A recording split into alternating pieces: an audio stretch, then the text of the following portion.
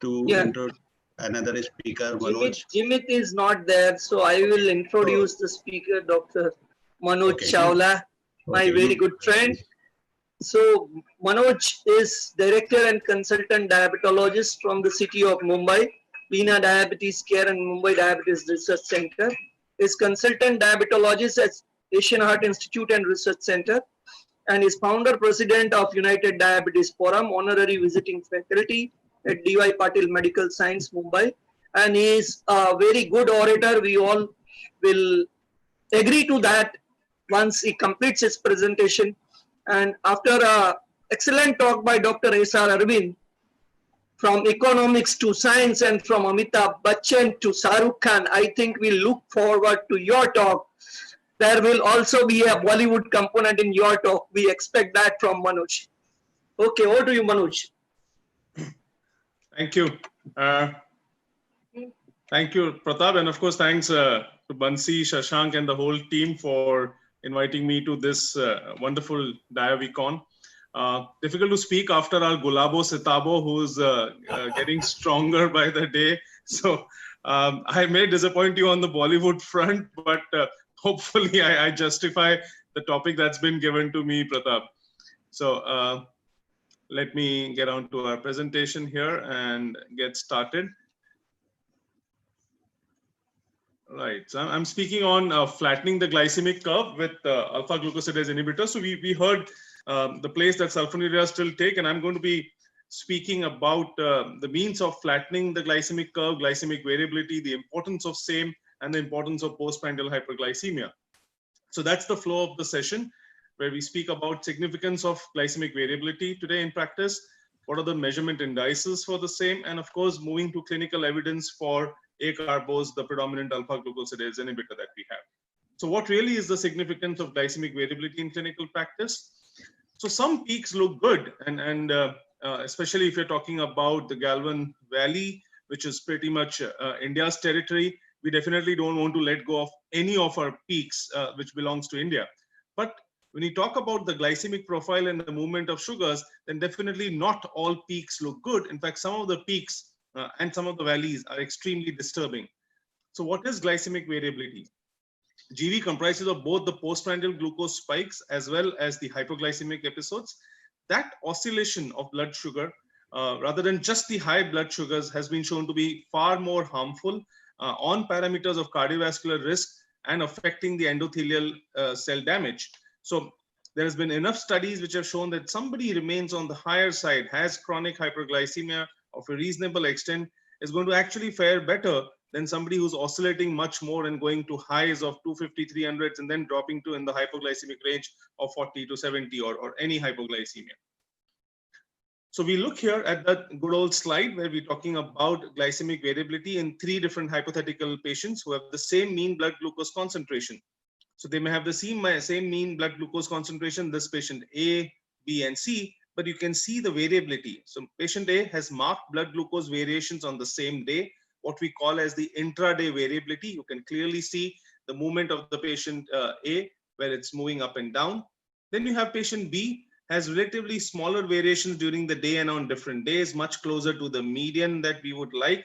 And then you have patient C, has marked glucose variations on different days, what we call as inter-day variability. So on day 1, patient C is doing all right, but on day 2 goes extremely high, day C continues to be high. So there are these different variabilities which may be looked upon as intraday and inter-day variability in different set of patients. And this glucose variability predicts the future risk of hypoglycemia. Somebody who has more stable sugars, we know will give us predictable results. We are less worried about this patient experiencing hypoglycemia, but patients who are fluctuating, who may earlier have been looked upon to be upon as brittle diabetes, or where there is instability and patients are monitoring regularly and afraid of what's happening. These are the patients today that we subject to continuous glucose monitoring more regularly to pick up these patterns of unpredictable glycemic movement, and then advise them both lifestyle changes and specific drugs which have shown evidence to rectify these kind of variable glucose patterns. Also, of course, reducing average glycemia without reducing the variability may be extremely dangerous. So just looking at high sugars or looking at a high HbA1c without diagnosing the problems of going low may be dangerous for some patients. As we try and bring the whole levels down, very often these patients may also push their lower levels to much low into the hypoglycemic range, and hence reducing variability is far more important and the primary step before you actually reduce the overall hyperglycemia. Also, when we talk about what contributes most, yes, we are worried about hypoglycemia, but clearly it's the postprandial hyperglycemia which is the bigger contributor to glucose variability. And that postprandial hyperglycemia has been far more predominant in the Asian population, in the Indian population, of course, for reasons of a diet and lifestyle habits. So glucose fluctuations appear both at interday and intraday as seen in different glycemic profiles. Postprandial hyperglycemia and hypoglycemia compose the two different extreme ends of this intraday glucose fluctuation, which is what is our new target in managing patients with diabetes, to avoid these fluctuations and to have a flatter profile.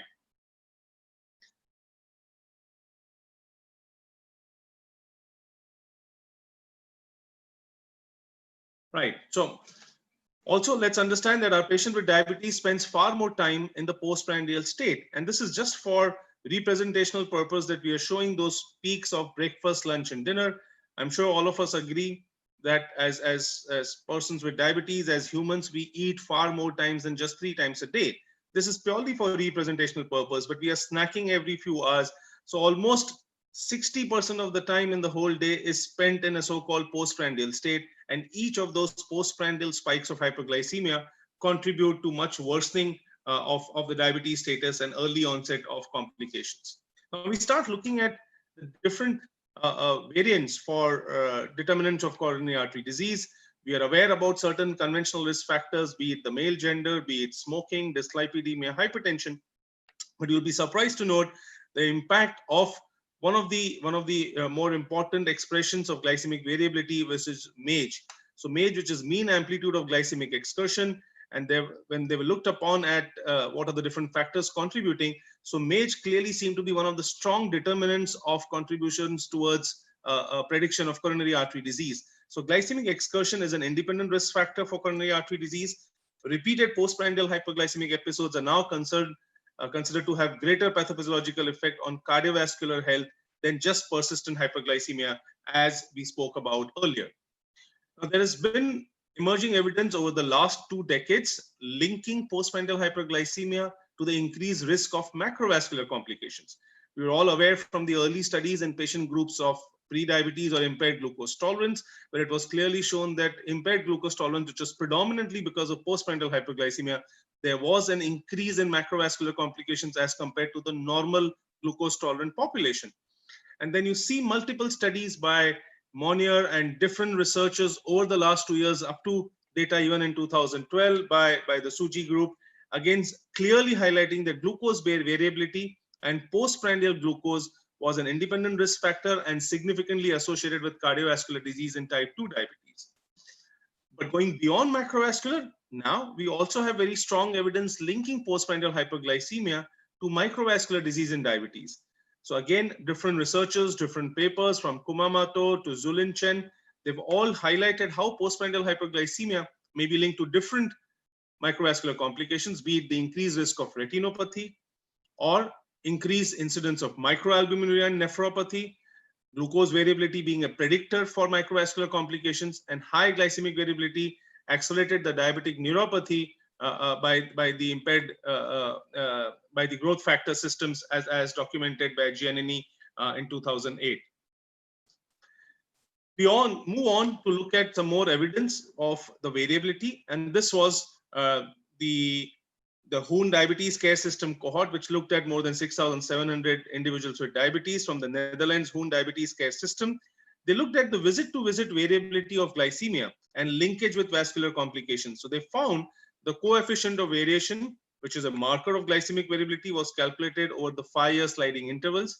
And those individuals which were variable, as evident by the highest coefficient of variation in the first 5-year interval, showed an increased risk of insulin initiation, of early onset retinopathy, and the onset of macrovascular complications and mortality, independent of their mean glycemic levels or their classical risk factors or the medication use. So just the fact that in the first few years, these individuals were far more glycemic variable as evident by high coefficient of variation, predicted the poorer outcomes in terms of more complications and early onset of insulin therapy. So how to really measure glycemic variability? What are the different indices? And also, is there really a need for metrics beyond HbA1c? For the longest time, we were convincing our patients to start using HbA1c or start doing HbA1c on a regular basis, move beyond just the laboratory testing of fasting and post-lunch, do more SMBG. But today we know that HbA1c also has some limitations. So A1c reflects average glucose over the last 2-3 months, but there is lack of information about the acute glycemic excursions or any hypoglycemia, as evident by our earlier cases of patient A, B, and C seen. They may be completely different glycemic profiles, completely variable, but yet have the same HbA1c. And also, of course, A1c fails to identify any magnitude or frequency of these variations. Also, certain conditions like anemia, hemoglobinopathies, chronic kidney disease, iron deficiency can limit the measurements and the accuracy of HbA1c measurements. So the different glycemic variability indices that we have today are standard deviation, then the mean amplitude of glycemic excursions or the mean of daily difference, which is mod, a coefficient of variation, which is actually standard deviation expressed as a percentage of the mean. You, of course, then have the use of CGM becoming more common, leading to profiles like the ambulatory glucose profile. And then more recently, of course, the most standard form of glycemic variability that we are looking at is actually to start looking at the time in range, which means that the time a person is spending within a pre-decided range. So the international consensus was formed on the recommendations by the technology group, which was initiated at the ATTD 2 years back. And then last year in 2019, they published the recommendations for time in range and the metrics to look at. And this gave us this recommendation about the CGM-based targets for assessment of glycemic control for both patients with type 1 or type 2, also differentiating between the older or high-risk individuals, and separate recommendations for pregnancy management. So time in range, largely, if you look at the predominant population that we are treating, which is both type 1 and type 2 diabetes adult individuals, what is a good recommendation or what is a good time in range is to spend more than 70% of the time within 24 hours in the pre-decided time range of 70 to 180 milligram person. It also recommends that the time spent in the hyperglycemia range, especially between 180 to 250, should be less than 25%, and any readings going beyond 250 should be less than 5% of the time. Also adding recommendations for minimizing hypoglycemia, that any hypoglycemic range below 70 should be less than 5%, with dropping below 54 milligram person should be less than 1% of the time. So this is now getting more and more accepted as the standard metric for getting more time in range, for reducing glycemic variability, and of course, having better outcomes in the future. What are these better outcomes? Achieving HbA1c target, limiting glycemic variability, and avoiding hypoglycemia. So we're moving towards this kind of a holistic approach for our patients with diabetes, where not just one parameter, but we want proper outcomes and proper levels in terms of not only improved HbA1c and glucose levels, but limiting the glucose variability. Then, of course, comes the question, how do we minimize the glycemic variability? So diet and weight reduction are the first therapeutic intervention that we may say. Now, why therapeutic? Because yes, some of us do believe that a sincere effort at lifestyle change, at dietary changes and lifestyle changes would be as effective, if not more, than any therapy. Then the drugs which have shown extremely good evidence in terms of improvement or minimizing glycemic variability are the alpha glucosidase inhibitors and the glucagon-like peptides, so GLP-1 RA analogs. Regarding insulin, again, the advances of new short-acting or extremely fast-acting insulins with the support of longer-acting insulin analogs have again improved the predictability of glucose movement and reduced the glycemic variability. Of course, all of this is with the single driving point that we need to avoid both hyperglycemia and hypoglycemia. For the longest time, we clinicians have believed that managing diabetes is almost like a seesaw that we are sitting on. So either way is going up or down is going to be difficult. We need to have that balance and ensure that the patient has a much smoother ride and we are able to flatten the curve. So let's now look at the evidence for acarbose, which has a unique mechanism of action effectively slowing down the carbohydrate absorption. We all know that acarbose works by preventing the degradation of the complex carbohydrates into the simple carbohydrates. And we clearly see here that in terms of when you start using acarbose as compared to without acarbose, sorry, you see the movement of sugars and you see the absorption of carbohydrates. When you're using acarbose, the carbohydrate absorption is slowed down, delayed, as compared to when you're not using acarbose. There is a faster flux of the nutrients from the duodenum into the jejunum and ileum, causing that rapid rise in sugars. The moment you start using acarbose, this is delayed, and the spike of postprandial hyperglycemia that we may otherwise see tends to be flattened and scattered. So acarbose effectively controls these hyperglycemic spikes with each meal, and that's why ideally recommended to be used with each meal which is shown to have a spike after the meal. The meal which has more carbohydrate, of course, is where acarbose is going to be worked more, as evident here in terms of before treatment and after using acarbose. Clearly the spikes are much denounced and lesser in quantum.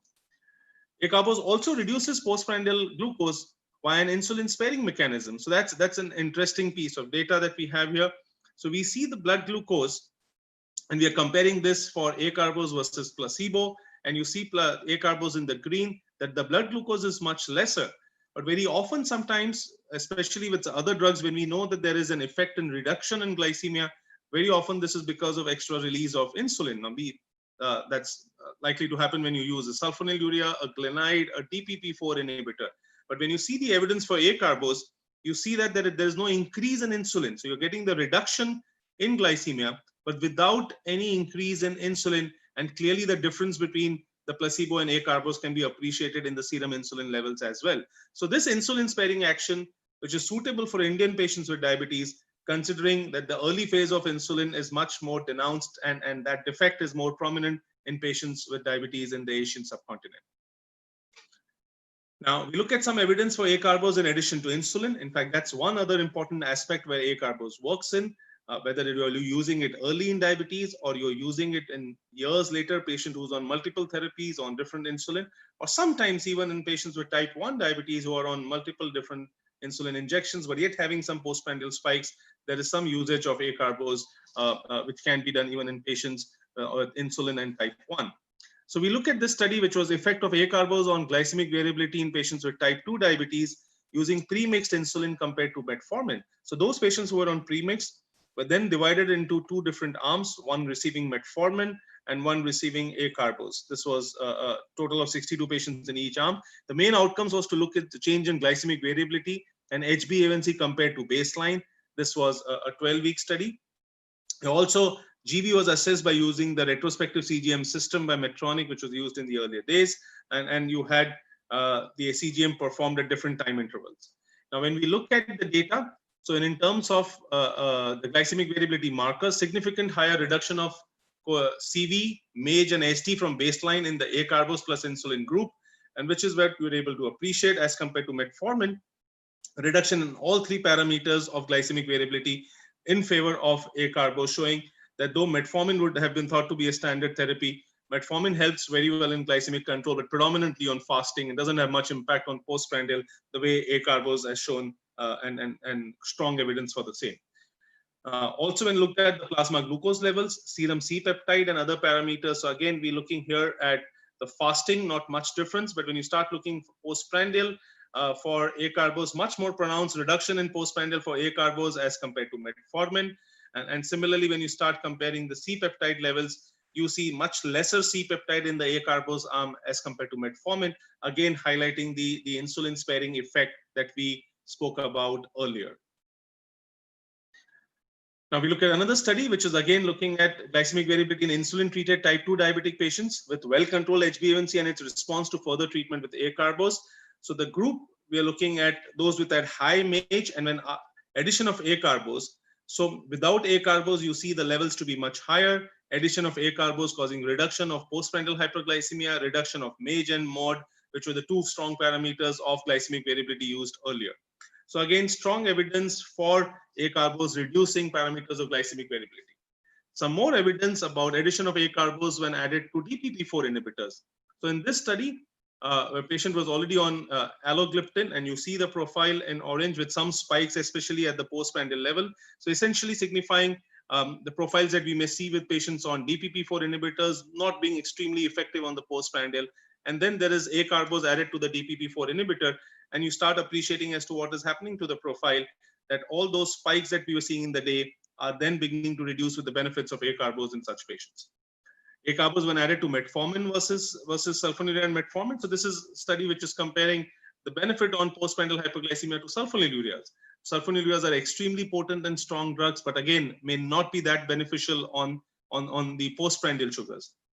So you look at a 24-week randomized open label parallel group study, and you're comparing acarbose, and you start seeing the difference with between the acarbose and the glibenclamide group, and there is significant decrease for the postprandial data only in the acarbose group. You start seeing the postprandial glycemia, the area under the curve, which is much lesser for acarbose as compared to glibenclamide. And again, you start appreciating the MAGE levels, which are much lesser for acarbose group as compared to the glibenclamide group in the pink. Now, acarbose also reduces glycemic variability compared with sulfonylurea in Taiwanese patients. So this is another study, Taiwanese study, which again looked at the effect of acarbose on reduction of glycemic variability. Again, very strong data. And I'm trying to highlight these different data because very often the perception is that acarbose or alpha-glucosidase inhibitors may not be very potent drugs. Sulfonylureas are going to be far more potent. May be true, but when you start looking at the data, especially in the Asian population, there seems to be stronger evidence for acarbose and alpha-glucosidase inhibitors.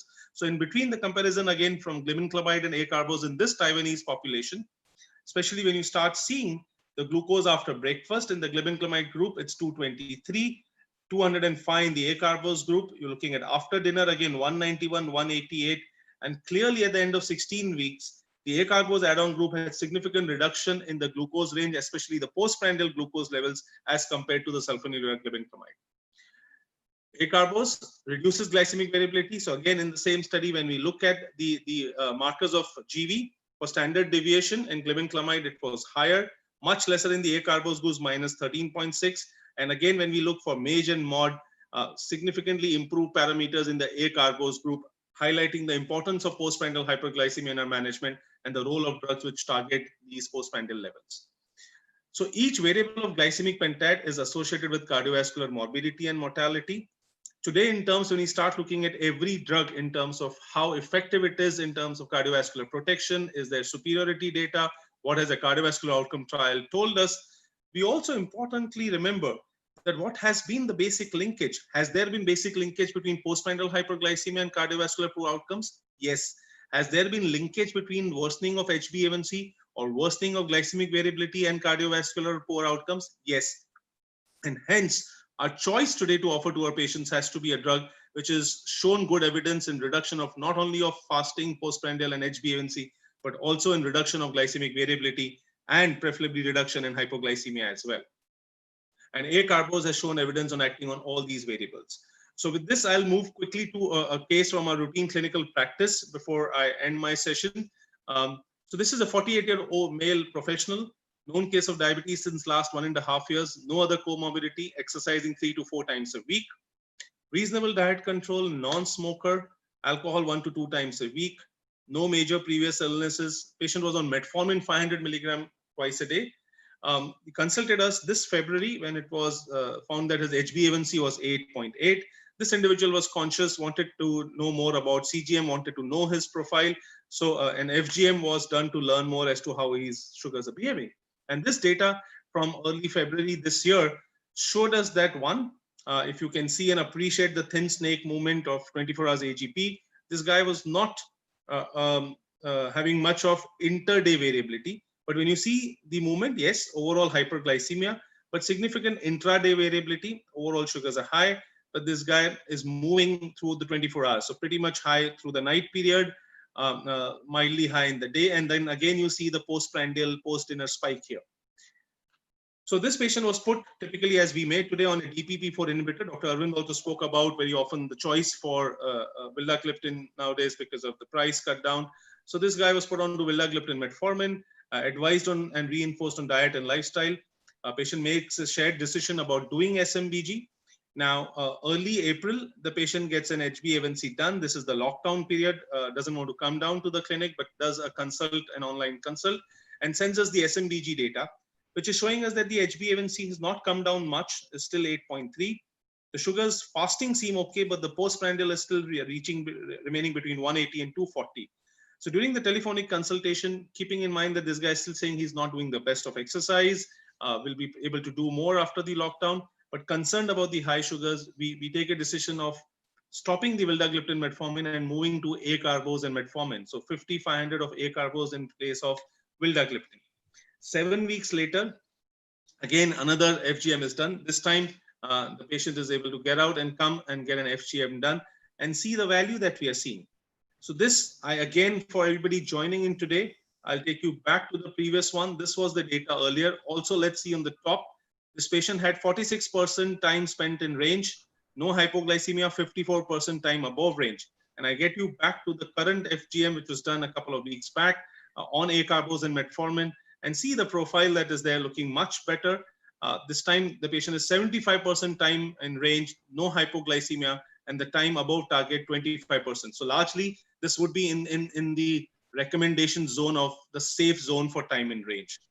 So with this, I would like to conclude my talk sending a message about the glycemic variability and the need to address the same. Glucose variability is a physiological phenomenon, but also favors the development of chronic diabetes complications. So those of us who've been staying away from GB and looking at it as a distant possibility, time to wake up and realize that this is an important contributor to every person with diabetes. Glycemic excursions are linked with both macro and microvascular risks in diabetes, and we need to strongly address that issue. Need for carefully defining targets for glycemic control, keeping in mind the reduction of glycemic variability. And of course, the favorable effect of acarbose is strongly evident through the data shown, and something for us to consider its benefit to our patients with type 2 diabetes. Thank you. With this, I end my talk and hand it back to the chairpersons. Thank you. Thank you, Manoj, for very good insight into use of alpha glucosidase inhibitors, particularly important from our standpoint. So we will take one or two quick questions and then we will move on to the next speaker. So there is a question in chat box that is, if I give my patient a choice to reduce one chapati or to use acarbose, is this okay? Rather than focusing on acarbose, if we tell them to reduce one chapati. Yes, so it completely depends on reducing one chapati from how many chapatis, Pratap. So if somebody was having 4 chapatis and you're bringing it down to 3 chapatis or 2, I understand. But if somebody is already following a reasonable, medium carbohydrate, I wouldn't call low carbohydrate because I don't think we as Indians can really sustain low carbohydrate. I don't think we'll get that satisfaction. But somebody is observant and taking lower carbohydrates, is taking 2 chapatis, maybe little rice occasionally, and then having more of vegetables and dal. How much more will you reduce from that? So I think that's not practical. Yes, of course, as I mentioned, dietary intervention and lifestyle changes is the #1 category to reduce glycemic variability.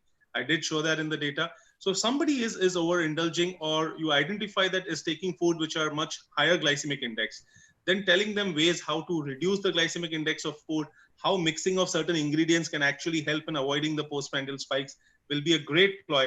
But beyond that, when you're struggling, in spite of all the best efforts with dietary changes, then you need to look at drugs which have shown evidence for postprandial hyperglycemia.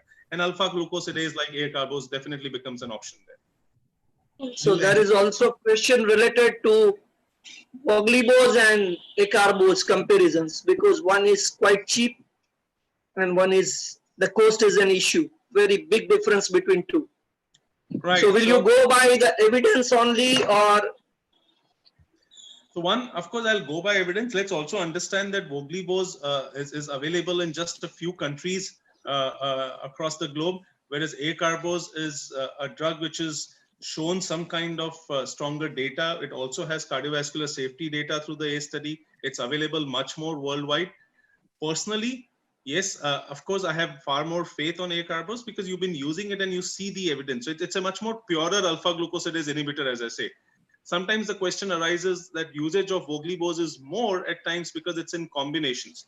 Now, one, acarbose is not a drug which is easy to make and hence not replicated by tens of companies. The compound is not so stable to handle and it requires a large amount of quality control.